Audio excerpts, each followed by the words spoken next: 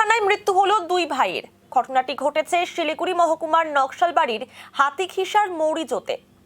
বুধবার গভীর রাতে কাজ থেকে বাড়ি ফেরার পথে হাতির সামনে চলে আসে সঞ্জয় ওরাও ও অজয় ওরাও নামে দুই ভাই। হাতির হামলায় একজনের ঘটনাস্থলেই মৃত্যু হয়, আরেকজন গুরুতর জখম হন। পরে তাকে উত্তরবঙ্গ মেডিকেল কলেজ ও হাসপাতালে পাঠানো হলে সেখানে মারা যান। জানা গিয়েছে দুই ভাই নিরাপত্তা রক্ষীর কাজ করে বাইকে বাড়ি ফিরছিল। সে সময় কেষ্টপুরের কাছে একটি হাতি হামলা করে। ঘটনার খবর পেয়ে মৃতদের পরিবারের সঙ্গে দেখা করেন শিলিগুড়ি মহকুমা পরিষদের সভাধিপতি অরুণ ঘোষ। পরিবারের পাশে থাকার আশ্বাস দিয়েছেন তিনি। দেখুন, একদমই দুর্ভাগ্যজনক ঘটনা এটা। একই পরিবারের দুজন গতকাল রাত্রি 9:30টার দিকে মেডিকেল কলেজ থেকে ফিরছিল। হাতির পাল তখন ওইখান থেকে ক্রসিং হচ্ছিল, ওই আমাদের সন্ন্যাসী বাগানের থেকে একটু আগের দিকে। হাতিগিসা গ্রাম পঞ্চায়েতের নিবাসী এই দুজন, সঞ্জয় ওরাও এবং অজয় ওরাও, দুই ভাই একই পরিবারের। এক ভাইয়ের বাড়িতে 3 মেয়ে আছে, আরেকজনের বাড়িতে এক ছেলে এক মেয়ে আছে। এক মেয়ের বিয়ে হয়ে গেছে। খুবই গরিব পরিবার। আমরা সবাই এখানে উপস্থিত হয়েছি, পঞ্চায়েত সমিতির কর্মাধ্যক্ষরা এখানে আছে, প্রধান এখানে এসছে।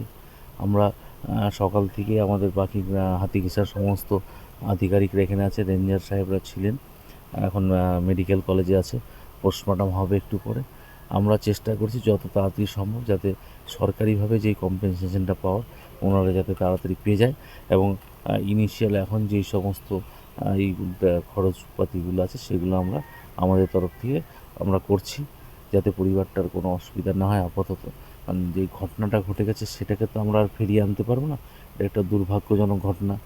হাতি লোকালয়ের মধ্যে এসে মেরেছে, মানে এটা খুবই দুর্ভাগ্যজনক। বনাঞ্চলে গিয়ে যদি ইনসিডেন্ট হতো সেটা আলাদা জিনিস, কিন্তু একদম মেন রোডের মধ্যে ঘটনাটা ঘটেছে।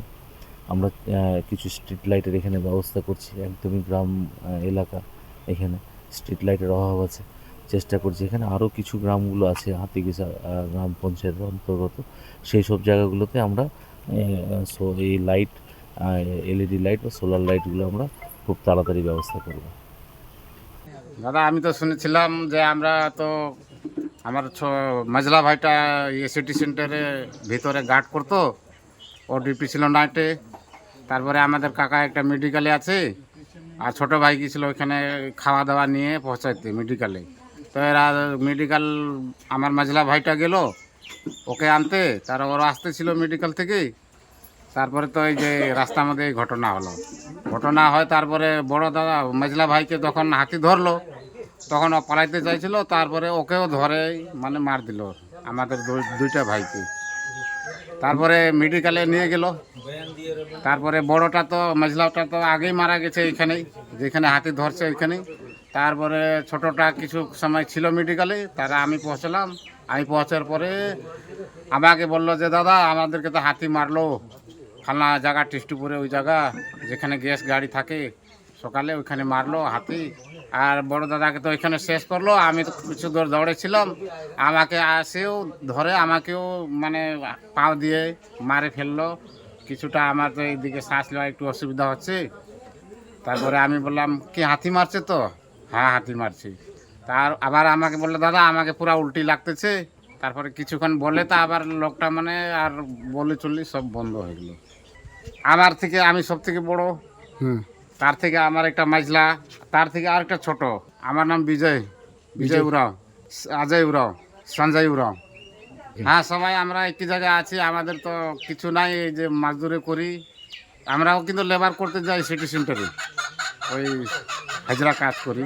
আর ওই মাইজলা ভাইটা অজয় উরাওটা ওইখানে গার্ড করতো কলেজে, সুপ্রিমনি কলেজে। ছোট ভাই আমরা সাথে করতাম ওখানে বিল্ডিংয়ের ভিতরে কাজ। ভিতরে অনেক বড় বিল্ডিং হচ্ছে, তো ওইখানে অনেক দিন থেকে আমাদের মানে 10 মাসের মতন হয়ে গেছে ওইখানে।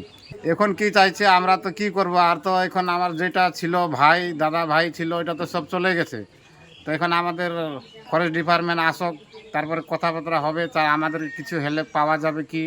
এখন তো আমাদের ছেলেও আছে, যেটার গার্ড করতো ওর ছেলেও আছে, বড় আছে। আর যেটা সঞ্জয়ের বলছেন, সঞ্জয়টা ছোট ছোট মেয়ে আছে, 3টা মেয়ে আছে। আর আমাদের তো এখানে হাতি তো আর ধান করতাম, খেতি করতাম, ওইটা তো এখন রাখতেছি না, ওইটাও আমরা খেতি করতে পারলাম না এখন। ওইটা এমনি পড়া আছে জমিগুলো সব। তারপরে বাইরে যাইতাম কাজ করতে, এইটা এই ঘটনা ঘটে গেছে। তারপরে এখন আমাদের থেকে কিছু ডিপার্টমেন্ট থেকে কিছু সাহায্য চাই।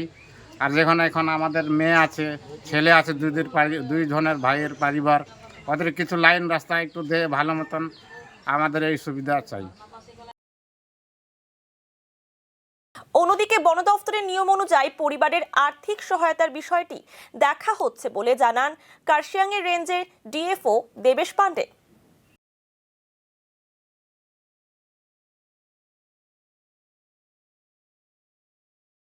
कल रात के जानकारी जो हमारे पास आ रही है वो है कि रात को 10:30 बजे एक बाइक जो केष्टोपुर के पास से जा रहा था, तो एलिफेंट को देख करके, एलिफेंट अचानक से जंगल से निकला, शायद उसको देख करके बाइक डिसबैलेंस हुआ और फिर वो गिर गए। अब हाथी ने उनको ट्रैम्पल किया या नहीं किया, इसके लिए हम लोग जांच भी कर रहे हैं, बट जो भी हर संभव मदद होगा हम लोग करेंगे। अगर कंपनसेशन का इनको बनता है, क्योंकि हाथी ने अगर आउटसाइड फॉरेस्ट आकर के मारा है, उसका हम लोग एक बार जांच कर रहे हैं, ये वेरीफाई होते ही उनको कंपनसेशन। और अगर, क्योंकि ये लोग फैमिली के ब्रेड अर्नर भी लग रहे हैं, 41 और 44 ईयर्स के हैं, तो हम लोग उनसे उसके लिए भी जो वेस्ट बंगाल गवर्नमेंट की स्कीम है उसके तहत उनको कुछ जॉब वगैरह देने के लिए कोशिश करेंगे। हाँ, दोनों का डेथ हो गया, एक का तो ऑन स्पॉट हुआ था, दूसरा तो हॉस्पिटल में हुआ है। अभी जानकारी के हिसाब से तो यही लग रहा है कि एलिफेंट से है, बट उसका कोई आई विटनेस नहीं होने की वजह से अभी थोड़ा प्रॉब्लम हो रहा है। बट जो भी होगा मदद हम लोग अपने तरफ से पूरा करेंगे फैमिली को, क्योंकि ये तो बहुत बड़ा नुकसान है किसी फैमिली के लिए, और ये ऐसे इंसिडेंट बिल्कुल नहीं होने चाहिए। एक लोगों से एक अपील भी है कि जंगल की ओर जाते समय रात में जो बहुत स्पीड से लोग निकलते हैं उससे बहुत प्रॉब्लम हो सकती है जंगल के समय, क्योंकि वो एलिफेंट कॉरिडोर है। लोग तो हाथी तो निकलता रहता है, बट जब जाएं तो कॉशियसली जाएं, धीरे धीरे जाएं। उसमें वहाँ पे स्पीड अप करेंगे तो कभी भी कुछ सामने आया तो रोक नहीं पाएंगे, जो कि कल जैसा इंसिडेंट हुआ। तो एक स्पीड लिमिट भी इसलिए बनाई जाती है जिसको लोग फॉलो करना चाहिए लोगों को। अब कल का एक्चुअल इंसिडेंट ओवर स्पीडिंग या क्या था या हाथी एक्चुअल था, इसका जांच होगा, बट हम जरूर इसको कोई भी मदद जो होगा हमारे तरफ से जरूर करेंगे फैमिली को।